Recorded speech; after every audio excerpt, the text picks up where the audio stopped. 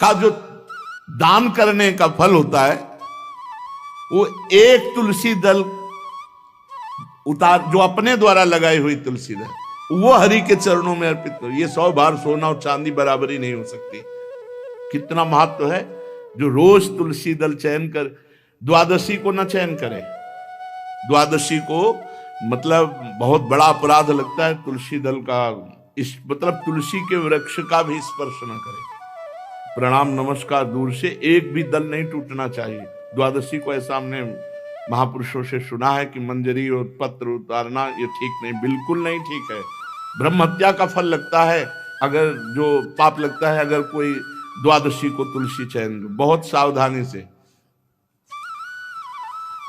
जिसके घर में तुलसी का बगीचा होता है, कई पौधे होते हैं, उसको कहीं तीर्थ जाने की जरूरत नहीं, उसका घर तीर्थ है जिसके घर में तुलसी के पौधे हैं। और यमराज कभी उस घर में किसी भी मरने वाले को लेने नहीं आएंगे। जिसके घर में तुलसी, लगा लो भैया तुलसी लगा लो घर में, काहे कोई यमराज को आने दोगे। सबके घर में तुलसी। कितना सुंदर पहले था, घर में आंगन होते थे, आंगन में एक बहुत बड़ा, और फिर उसमें तुलसी जी, और फिर उसमें 2-4 नर्मदेश्वर और शालिग्राम ऐसे, और फिर घर का हर व्यक्ति जल चढ़ाना, प्रणाम करना, नमस्कार करना, 4 पर। कितनी पवित्र पद्धतियां हमारी थी। जब रसोई बने पहली गाय के लिए, फिर कुछ पक्षियों के लिए, फिर कोई संत महात्मा, कोई भिक्षु, ऐसा कितना पवित्र व्यवहार। यहाँ जैसे हमने देखा है, ये रसोई बन रही ना, तो धुआं नहीं खत्म होने पाता, वो ही सब अपवित्र किए हुए हैं, राक्षसी बुद्धि आती चली जा रही। तुलसी जी, ये भागवती को वस्तु है। हमें लगता है बालकनी तो होती ही, बढ़िया बालकनी में एक ऐसा उठाने धरने वाला स्टैंड लोहे का रखो कि तुलसी जी को विराजमान कर दो। जिसके घर में तुलसी जी विराजमान होती, उसके घर में यमराज कभी नहीं जाते। जो तुलसी जी का सेवन करता है, उसकी सारी कामनाएं तुलसी जी पूर्ण कर देती है। तुलसी जी को लगाना, तुलसी जी का पालन करना, तुलसी जी को सिंचन करना, तुलसी जी का दर्शन करना, तुलसी जी का स्पर्श करना, मनुष्य के द्वारा जो मन, वाणी और शरीर से पाप हो गए, सबको तुलसी महारानी क्षमा कर देती है, दग्ध कर देती है। पुष्कर आदि तीर्थ, गंगा आदि परम पावन नदियां, ये सब जो स्नान आदि, अवगाहन आदि करने का फल देते हैं, वो केवल तुलसी जी घर में विराजमान है, उसको वो फल मिल जाएगा। कितने बढ़िया। जो तुलसी जी की नवीन मंजरी प्रभु के चरणों में अर्पित करके प्रणाम करता है, वो चाहे कितना भी अपराध किए हो, वो कभी यमपुरी को नहीं देखेगा, कभी यमराज के पास नहीं जाएगा। जो मनुष्य तुलसी काष्ठ का घिसा हुआ चंदन लगाता है, उसके सारे संचित भस्म हो जाते हैं, और क्रियमाण जो वर्तमान, वो कभी उसको बांध नहीं सकते। तुलसी जी का काष्ठ का घिसा हुआ चंदन। जिसके घर में तुलसी की छाया होती है, वहां पितरों को अपने आप कल्याण प्राप्त हो जाता है। जो श्राद्ध करने से लाभ मिलता है पितरों को, घर में तुलसी लगा के, जो तुलसी की छाया, बड़ा पितरों को तृप्ति मिलती है।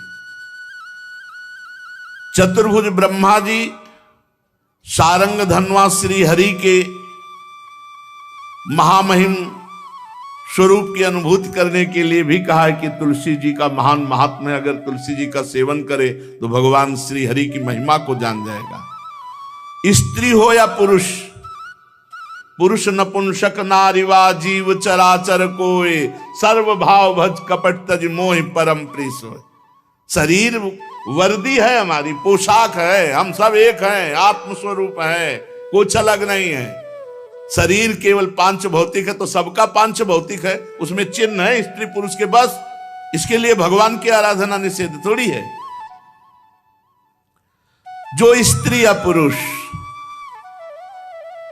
श्री तुलसी जी के काष्ठ के मन के बना के, जैसे छोटी कंठी या बड़ी माला धारण करता है, श्री कृष्ण उसके बस में हो जाते हैं।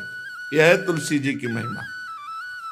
परम सुहाग श्री कृष्ण मिल जाते हैं, और कौन सी भी हमें उपलब्धि चाहिए। हे गोप नंदिनी, तुलसी जी का सेवन करने से श्री कृष्ण वश में हो जाते हैं।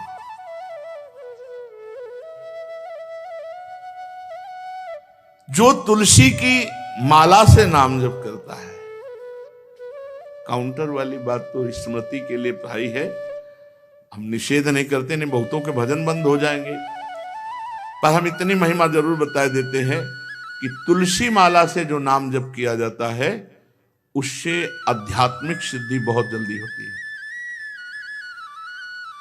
गुरुदेव भगवान कहते जो अंगुलियों से रगड़ होती है मन का से, उसमें आध्यात्मिक ऊर्जा शक्ति तुलसी माला से। प्लास्टिक पर भाई करो, निषेध नहीं कह रहे, बंद हो जाएगा वो भी राधा राधा कहना, वो हमें बंद नहीं करना। हम कह रहे तुम जैसे बने वैसे करो, लेकिन माला का बहुत बड़ा प्रभाव है। तुलसी परम पवित्र भगवान श्री हरि की प्रिया, और उनके काष्ठ को जब हम ऐसे ऐसे नाम के साथ, तो विशेष ऊर्जा शक्ति, आध्यात्मिक शक्ति हमें जागृत होती है। हो सके जिनको ऐसा बन सके तो छोटी एक वो आती है सुमिरनी, उसको रख लो अपनी जेब में, रख लो, उससे करो। और नहीं है तो भैया तुम इसी से करो, नाम जप करो। भाव को भाव अना खालसो, नाम जपत मंगल दिस दसो।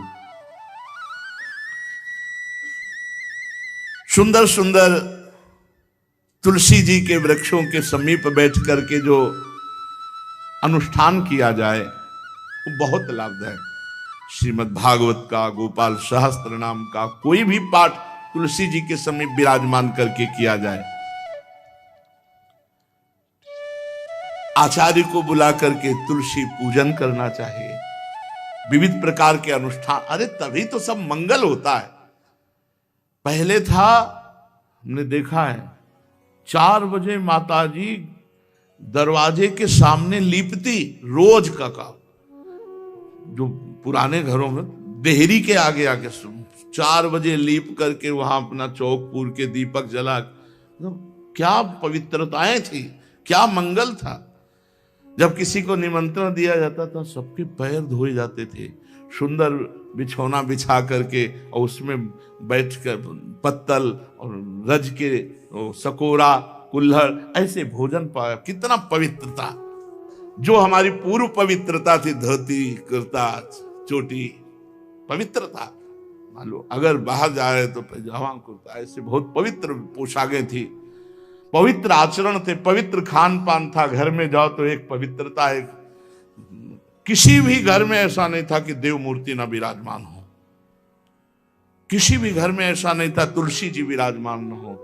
1-2 गाय जरूर होती थी, पवित्रता। अब तो बड़ा विचित्र, ये भारतीय गौएं जो श्वेत रंग की, जो अरुण रंग की, जो सींग वाली हैं, वो उनका आप दुग्ध देखिए, दूकर रख दीजिए, स्वर्णिम कांति छाई मिलेगी। ये हमारी भारतीय पद्धति, ये हविष्यान्न, इससे देवताओं का, भगवान का, सबका अभिषेक पूजन होता है। शुद्ध गाय जो हमारी भारतीय है, तीला है उसके जैसे निकला हुआ, वो भगवान ने सेवा की है। हमारे गोविंद भगवान का नाम ही गोविंद, गौओं के इंद्र। भगवान सुबह से निकल जाते थे, शाम तक गौओं को चराते थे। बड़ा तो किशोरी जी ने श्री तुलसी जी के पूजन की बात, भगवान गोपियों से वादा किए थे कि अब तुम्हें अगली पूर्णिमा को रास, अब रास बिना रासेश्वरी के नहीं हो सकता।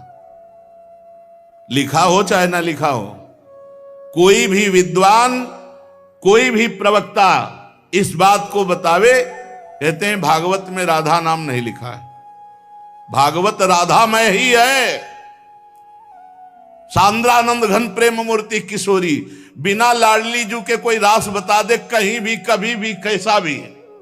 महारानी जू के बिना रासेश्वरी के रास हो ही नहीं सकता, लिखा हो चाहे ना लिखा हो। क्यों नहीं लिखा? याते श्री सुख प्रगट कियो नहीं, जहां बोले राधा तो समाधि लग जाती हो। यहां 7 दिन में तक्षक काटना है।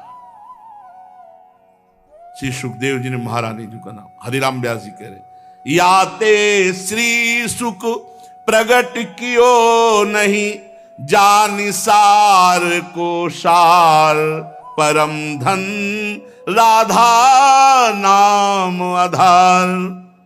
वैसे तो रोज संकेत वन में पीछे हमने चर्चा की थी, प्रेम सरोवर में प्रियालाल मिलते थे नंदगांव बरसाने। आज लालू ने एक नई लीला रची, गोप देवी लीला है।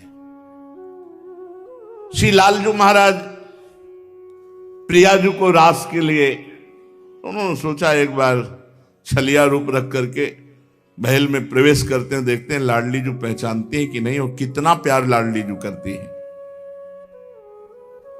महाराज तो जो रूप धारण करें तो सभी सुंदर हैं, तो सुंदरता के समुद्र हैं। जब नकबेसर धारण करते ना, अंजन और घूंघट नीलांबर का, महाराज हृदय चूर चूर हो जाए, ऐसे सुंदर है। गोरी किशोरी भी चकोरी है जिनकी, नीलांबर धारण करके। और जिस समय लाली लगा के महाराज अपने राधा पी जी को कभी कभी जब आते हैं तो देखो ऐसा लगता है यार बलिहार है महाराज, जो रूप धारण करते हो सीधे हृदय पर प्रहार करते हो। प्रभु ने गोप देवी का रूप धारण किया, गोपांगना का। श्री चरणों में नूपुरों की झनकार, कटी में करधनी जिसमें क्षुद्र घंटिका लगी हुई हैं। अद्भुतम गोपिका रूपम चलत झंकार नूपुरम, किंकिणी घंटिका शब्द मंगुली